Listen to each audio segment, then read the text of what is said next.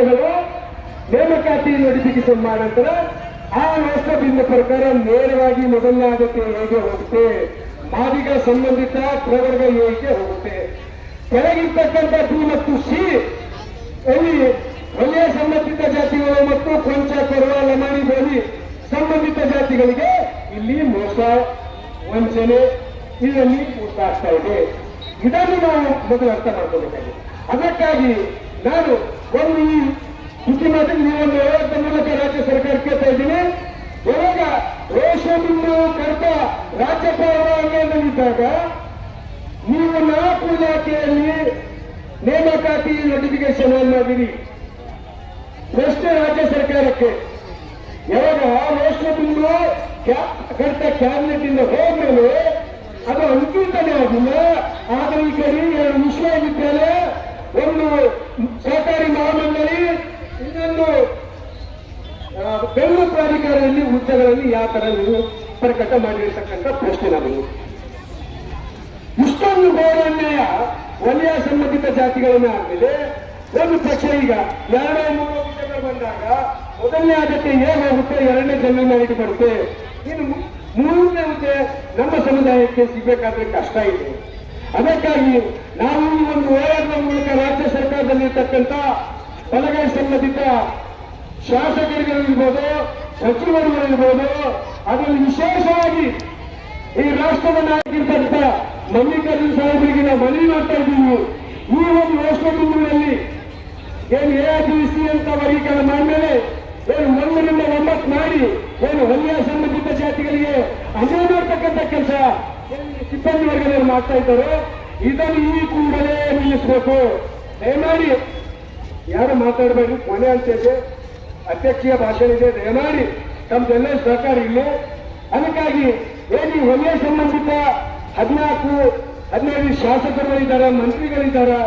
ನನ್ನ ಮನವಿ ಇದೆ, ನೀವು ಮತ್ತೊಂದ್ಸಲ ಈ ಬಿಂದುವಿನ ಕೋಷ್ಟಕ ಮತ್ತೊಂದ್ಸಲ ಪರಿಶೀಲನೆ ಮಾಡುವಂತ ಈ ಒಂದು ಹೋರಾಟದ ಮೂಲಕ ನಾನು ಆಗ್ರಹಿಸ್ತಾ ಇದ್ದೀನಿ. ಈ ರಾಷ್ಟ್ರ ಬಿಂದುವಿನಿಂದ ವಲಯ ಸಂಬಂಧಿತ ಸಮುದಾಯ, ಕೊಂಚ ಕೊರವ ಲಮಾಣಿ ಬೋಲಿ ಸಂಬಂಧಿತ ಸಮುದಾಯಕ್ಕೆ ಇದು ಒಂದು ಮರಣ ಶಾಸನ ಆಗಿದೆ ಅಂತಕ್ಕಂಥ ಮಾತು ಈ ಹೋರಾಟದ ಮೂಲಕ ಹೇಳ್ತಾ ಇದ್ದೀನಿ. ನನ್ನ ಮನವಿಯಿಂದ ಮಾನ್ಯ ಮುಖ್ಯಮಂತ್ರಿಗಳೇ, ನೀವು ಯಾವತ್ತೂ ಸಾಮಾಜಿಕ ನ್ಯಾಯದ ಪರವಾಗಿ ಮಾತಾಡ್ತಕ್ಕಂಥವ್ರು, ನೀವು ಕಮಿಟ್ಮೆಂಟ್ ಲೀಡರ್ ತಗೊಂಡವರು, ನೀವು ಯಾವತ್ತೂ ಅಂಬೇಡ್ಕರ್ ವಿಚಾರವಾದಕ್ಕೆ ದಕ್ಕಿತವಾದ ರೀತಿಯಲ್ಲಿ ಹೇಳ್ಕೊಂಡು ಬಂದವರು. ಮಾದೇವಪ್ಪವರು, ನೀವು ಪರಮೇಶ್ವರರು, ಇವತ್ತ ಪ್ರಿಯಾಂಕ್ ಖರ್ಗೆ ಇರ್ಬೋದು, ನೀವು ಯಾಕೆ ಬಾಯಿ ಬಿಸ್ತಾ ಇಲ್ಲ? ನನ್ನ ಪ್ರಶ್ನೆ ಈ ಪ್ರತಿಭಟನೆ ಮೂಲಕ ರಾಜ್ಯ ಸರ್ಕಾರದಲ್ಲಿ ಇರ್ತಕ್ಕಂಥ ವಲಯ ಸಚಿವರಲ್ಲಿ ಮನವಿದೆ. ನೀವು ಕ್ಯಾಬಿನೆಟ್ ಅಲ್ಲಿ ಈ ರಾಷ್ಟ್ರ ಅಂಕೇಶಗಳು ಈ ರಾಷ್ಟ್ರ ಮುಂದಿನ 1 to 9 ಹೇಳಲಾರ್ದೇನೆ ಸಹಿ ಮಾಡಿದ್ದೀರಾ ಅಂತಕ್ಕಂಥ ನಮ್ಗೆ ಅನುಮಾನ ಬರ್ತಾ ಇದೆ. ನಮ್ಮ ಮನವಿದೆ, ನೀವು ಬಾಬಾ ಸಾಹೇಬ್ ಅಂಬೇಡ್ಕರ್ ಅವರ ವಿಚಾರ, ಸಂವಿಧಾನದ ವಿಚಾರ, ಪ್ರಜಾಪ್ರಭುತ್ವ ವಿಚಾರ ಹೇಳಿ ನಮ್ಮನ್ನೆಲ್ಲ ಕಾಂಗ್ರೆಸ್ ಮತ ಹಾಕ್ತಕ್ಕಂಥ ಸರ್ಕಾರ ರಚನೆ ಮಾಡಲಿಕ್ಕೆ ನಾವು ಶಕ್ತಿ ತುಂಬತಕ್ಕಂಥ ಕೆಲಸ. ಹೈದರಾಬಾದ್ ಕರ್ನಾಟಕದಲ್ಲಿ ಮಲ್ಲಿಕಾರ್ಜುನ್ ಖರ್ಗೆ ಅವರಿಗೆ ಬಿಟ್ಟು ಯಾರು ಕೂಡ MLAಗಳಿಲ್ಲ. ಎಲ್ಲಾನು ಕೂಡ ವಾಟ್ರು, ರಮಣಿಗೆರು, ಮತ್ತೊಂದು ಈ ಸಮುದಾಯಕ್ಕೆ ನಾನು ವಿರೋಧಿಲ್ಲ.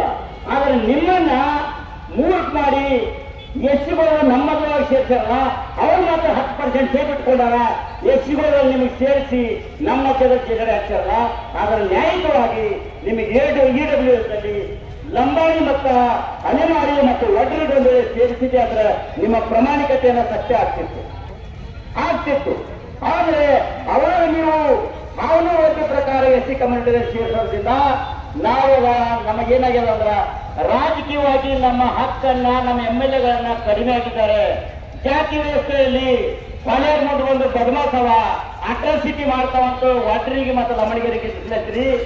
ಮತ್ತು ನಮಗ ಎಲ್ಲಿಟ್ಟಿದೆ ಅಲ್ಲಿ ಇಟ್ರಿ. ಇದು ಬಹಳ ವ್ಯವಸ್ಥಿತವಾದಂತ ಕೊಲೆಗಳಿಗೆ ರಾಜಕೀಯವಾಗಿ ಮತ್ತು ಶೈಕ್ಷಣಿಕವಾಗಿ 1947ರಲ್ಲಿ ಸ್ವತಂತ್ರ ಆಗಿ 50ರಲ್ಲಿ ಮೀಸಲಾತಿ ಸಿಕ್ಕಿತ್ತಲ್ಲ, ಅವನೂರು ವರದಿ ಅವಾಗ ದೇವರಾಜ ರಥವರು ಲಂಬಾಣಿ ಸಮಾಜವನ್ನು ಸೇರಿಸಿ ಇವತ್ತ 3 ಮಿನಿಸ್ಟರ್ಗಳು ಇದ್ರೂ ಕೂಡ ಇವತ್ತೇನದ ಅಂತಂದ್ರೆ ನಮ್ಗೆ ಒಳಮಾಸಿಲಾತಿ ಪ್ರಕಾರ ನಮಗೆ 6 ಕೊಟ್ಟು ಮೊದಲೇ ಆದ್ಯತೆ ನಮ್ಮ ಮಧ್ಯದಲ್ಲಿ ಹಣಮತ್ತ ಮಂದಿರ ಮಧ್ಯದಲ್ಲಿ ಮೊದಲನೇ ಆದ್ಯತೆ ಎ ಮಾದಿಗ ಸಂಬಂಧಿತ ಜಾತಿಗಳಿಗೆ, ಬಿ ಹಳೆಯ ಸಂಬಂಧಿತ ಜಾತಿಗಳಿಗೆ, ಸಿ ಲಂಬಾಣಿ ಕೊರ್ಚ ಒಟ್ಟರಿಗೆ ಕೊಟ್ಟಿದ್ದೀರಲ್ಲ, ಆದರೆ ಮೀಸಲಾತಿ ಇದರಲ್ಲಿ ಇನ್ನ ಈ ವರದಿಯನ್ನ ನೀವು ಗವರ್ನರ್ ನಲ್ಲಿ ಇನ್ನ ಸಿಗ್ನೇಚರ್ ಆಗಿದೆ.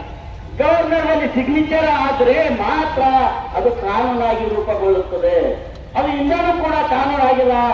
ಆದ್ರೆ ನಾನು ಕಾಸ್ಟ್ ತೆಗಿಲಾಕ ತಹಸೀಲ್ದಾರರಿಗೆ ಕೊಟ್ಟಾಗ ನನ್ನ ಕಾಸ್ಟ್ ಕೂಡ ವಲಯ ಬಿ ಅಂತ ಕೊಟ್ಟಿದ್ದಾರೆ. ಅದು ಎಷ್ಟು ಆತುರತೆಯಲ್ಲಿ ಕಾನೂನೇ ಆಗಿಲ್ಲ. ಆದ್ರೆ ನಮ್ಮ ಕಾಸ್ಟ್ ಆಲ್ರೆಡಿ ನನ್ನ ಕ್ಯಾಟಗರಿ ಬಿ ಅಂತ ಕೊಟ್ಟಿದ್ದಾರೆ. ನೋಡಿ ಎಷ್ಟು ಆತುರತೆ ಇದೆ ಇದರಲ್ಲಿ. ಅದರ ಇನ್ನ ಕಾನೂನೇ ಆಗಿಲ್ಲ. ಧಾರವಾಡ ಯೂನಿವರ್ಸಿಟಿಯಲ್ಲಿ ಒಟ್ಟಾರೆಯಾಗಿ 39 ಪೋಸ್ಟ್ಗಳು ಕರೆದಿದ್ದಾರೆ. ಒಟ್ಟಾರೆಯಾಗಿ 39 ಪೋಸ್ಟ್ಗಳು ಕರೆದಿದ್ದಾರೆ.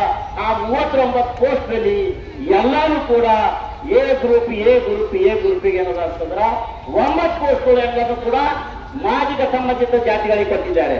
ಹಾಗಾದ್ರ ಇವತ್ತ ನನ್ನ ಮಗ 25 ವರ್ಷದ ನೌಕರಿ ತಗೊಂಡ್ರ, ಮಾದಿಗ ಸಮಾಜದ 25 ವರ್ಷದ ನೌಕರಿ ತಗೊಂಡ ನಂತರ ಅವ ರಿಟೈರ್ಡ್ ಆಗ್ಲಕ್ಕ 60 ವರ್ಷ ಬೇಕಾಗ್ತದೆ. 60 ವರ್ಷ ತನಕ ನಿಮ್ಗೆ ನೌಕರಿ ಸಿಗಲ್ಲ. ರಿಟೈರ್ ಆದ್ಮೇಲೆ ಕೂಡ ಪ್ರವರ್ಗ ಎ ಮಾದಿಗ ಸಮಾಜಕ್ಕೆ ಮೊದಲನೇ ಆದ್ಯತೆ ಅದ.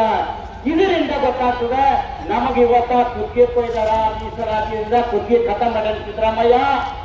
ಇವತ್ತ ನಾನು ಕುತ್ತಿಗೆ ಕೊಯ್ದಿದ್ದಾನ.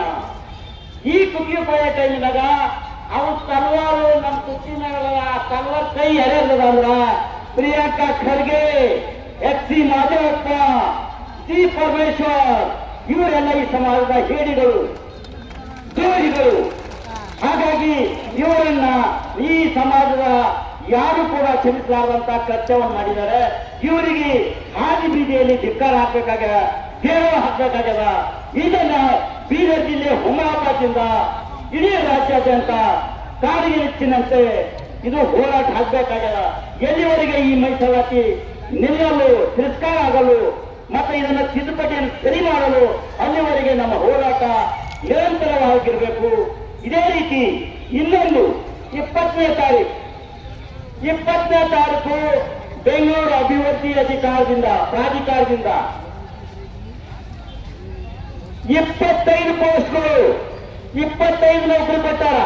ಆ 25 ನೌಕರಿಯಲ್ಲಿ 10 ನೌಕರಿ ಎಲ್ಲರೂ ಕೂಡ ಮಾದಿಗ ಸಂಬಂಧಿತರವರಿಗೆ ನೌಕರಿ ಹೋಗ್ಯಾವ.